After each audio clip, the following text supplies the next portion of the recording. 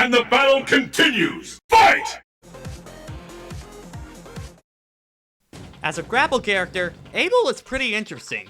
Unlike Zangief or Akan, Abel likes to lead into his grapples with rolls and multi-directional strikes, making him more of a combo grappler. Yeah, sounds about right. I'm not really a fan of playing Abel or fighting him, but I love watching people play as him. His style is very unique, and I can appreciate that gentle heart he hides under that mercenary build. Yeah, a gentle heart that soon disappears once he activates his Ultra.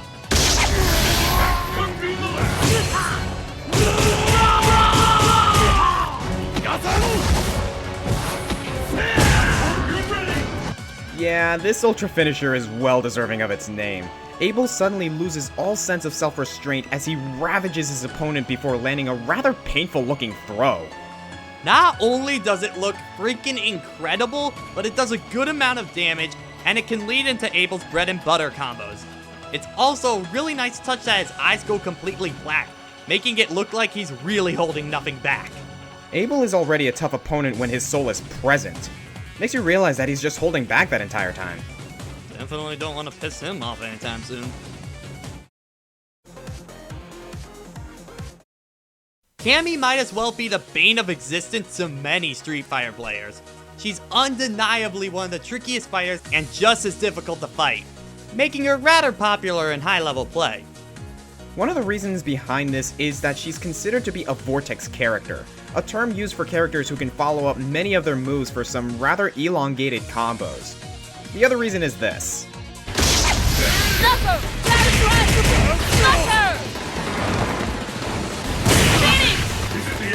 Not only does this Ultra look brutal, the damage is pretty big and it can be used for some cruel mix-ups to punish your opponent severely.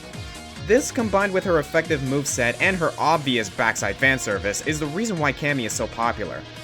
Though it was a pretty sour experience, Bison certainly trained her well. That he did. Wink wink nudge nudge.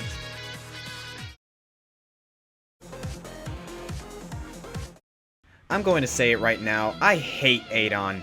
He's arrogant, he's cocky, he's pretty darn screwy, and he gives Muay Thai a bad rep. Seriously, this guy trained under Sagat? I don't buy it. Well, Sagat doesn't really see him in high regard anymore, but what I want to know is when he learned to do this.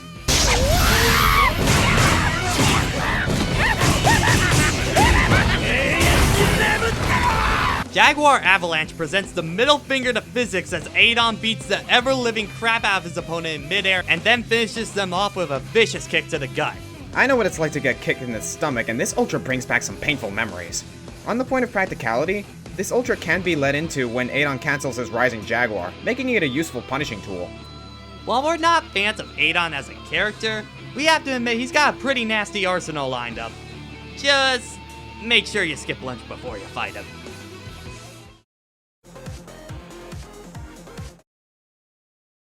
Wrestlers like to add flair and personality to the concept of fighting, and Lucha Libre takes this concept to a pretty entertaining extreme. And thus, we come to El Fuerte. El Fuerte is a man of mix-ups and his fighting style is really unpredictable, and all while he meshes it with great magnificence and his crazy obsession over food. And he tops it off with a delicious masterpiece with El Fuerte Ultra Spark.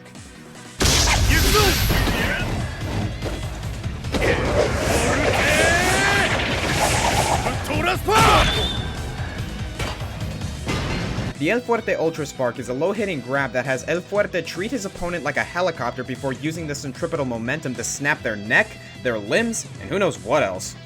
On top of dealing a crazy ton of damage, it's unrealistic, it's unnecessarily elaborate, and I swear that El Fuerte is just showing off at this point. And that's just the way I like it.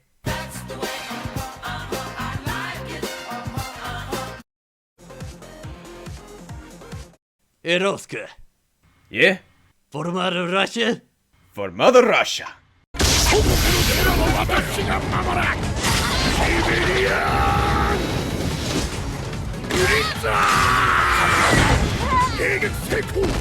Now we're going to fully admit that Siberian Blizzard is nowhere near as practical as Ultimate Atomic Buster. But if Zangief manages to catch someone in the air or even during a backdash, the opponent is in for one of the most painful drops this side of the Russian skies. This Ultra really speaks for itself. It's flashy, it's powerful, it's damaging as heck, and if you manage to win the round with this move, by God is it satisfying. And to think, he learned this from wrestling bears. I'm starting to wonder if Heihachi taught him that.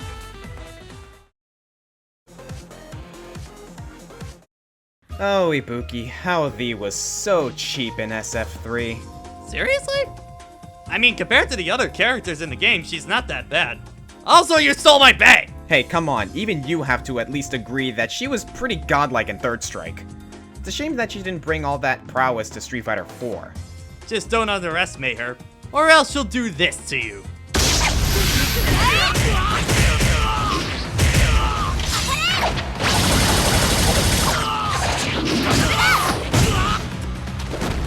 Despite her happy-go-lucky attitude, Hashinsho is evidence that Ibuki doesn't neglect her ninja training.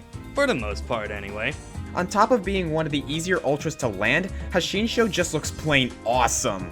I mean, seriously, it's a freaking storm of kunai. You gotta give Ibuki major respects for that one. Gee, you seem to like Ibuki a lot. You care to tell us why? Okay, I'll tell him. You see, Oscar's been playing Street Fighter for a while, Wait, Patrick, and when he first saw Ibuki, he actually developed a crush of just sorts. roll the next entry. I said next entry! Gen is a rather unique character to the Street Fighter roster. He's the oldest of the bunch, a very well-trained assassin, and has so much experience that he actually switches between two styles in the game. Gen switches between pressure point precision with Manta style and high-flying kicks with Crane style. This means he actually has 4 ultra combos instead of just 2. But the coolest and probably most useful of the 4 is Manta style coup de grace Zetsui.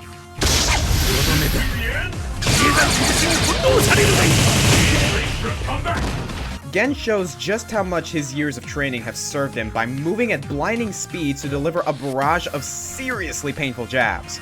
What's even more incredible is that this ultra can be led into from his super. That alone makes this move incredibly useful, and you really get to feel how fast Gen moves when the opponent just hangs there, suddenly reacting to the attack. It's brutal, it's lightning fast, and it's definitely one of Gen's most useful tools.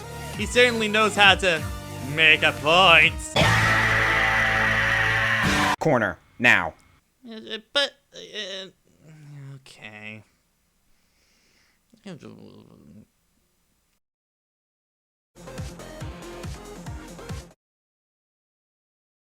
If you ever wondered what would happen to Ryu if he lost humanity, look no further than Evil Ryu. After Oni decided to fully awaken the Satsui no Hana within him, Ryu is completely taken over and he's out for blood.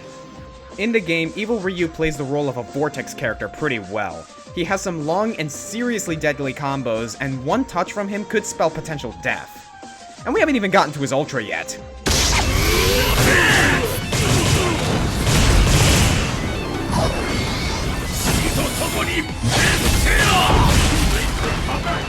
What do you get when you take Ryu's Shoryuken, sprinkle it with a little bit of Akuma power, and set the flash factor to 10? You get this ultra. It's easily one of Evil Ryu's best tools, and is well deserving being this high on the list. What's more remarkable about this ultra is the cinematic artistry.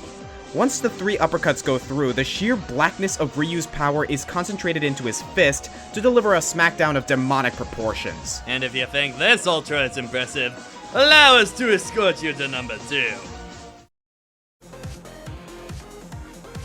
Oscar, do we really need an introduction for this one? Good point, let's just cut to the chase.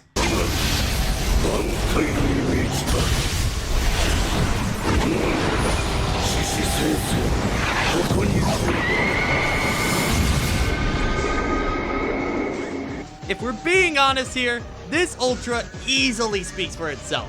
But if we had to talk about it, the art looks amazing, Oni looks like he's ready to murder even more so than usual, it screams overkill, and it's just downright satisfying to land. That last bit actually plays out more than you think. This ultra actually isn't very easy to land since it has one of the longest startups compared to other ultras in the game. However, those with the perseverance to land this move are rewarded with the sheer demonic power that rivals the gods. And notice it does not say KO afterwards. A very nice touch if you ask me. Can you figure out our number 1 yet? If not, let's give you a little bit more time with this recap. Number 20, is Gala related to Aang? Number 19, Psycho confirmed. Number 18, Oh yeah! Hey-ya! Number 17, Oh yeah! Hey-ya! number 16, Physics. What's that? stop stealing my crap! Number 15, Bushi Mitsu Meringue. Rang. Number 14, I believe I can fly. Number 13, Number 12, worst laser eye surgery ever. Number 11, gonna punch you in the face! Number 10, you might want to get those eyes checked. Number 9, fan service smasher. Number 8, 8 on you, Cray Cray. Number 7, that's one way to tenderize your meat. Number 6, you spin me right round, baby, right round. Number 5, Oscar, your waifu is calling. Number 4, I'm getting my money back for this acupressure. Also, shut up, Patrick! Number 3, conclusion.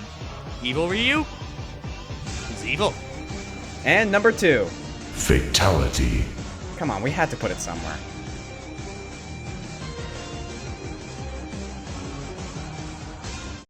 So, there's this one really popular Ultra in the game that we have yet to talk about. And we're pretty sure all of you are waiting for it. So we're just gonna get on with it. Wrath of the Raging Demon.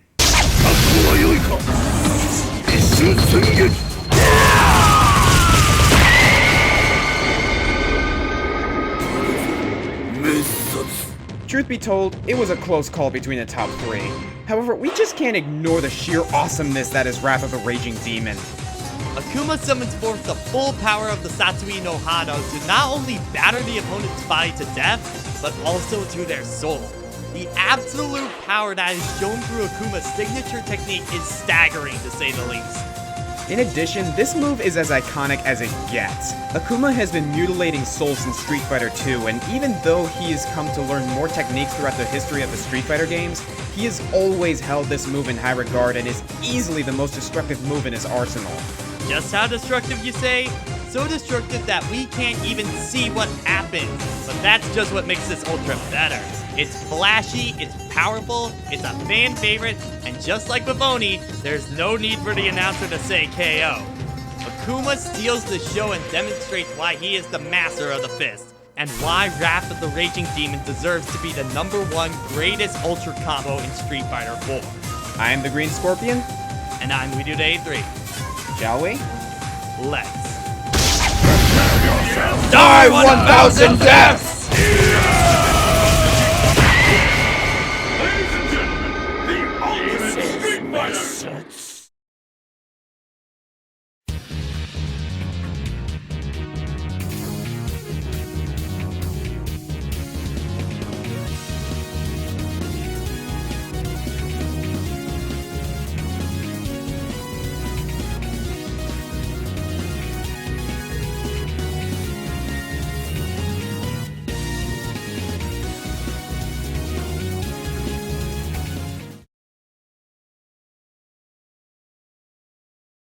Your face explode!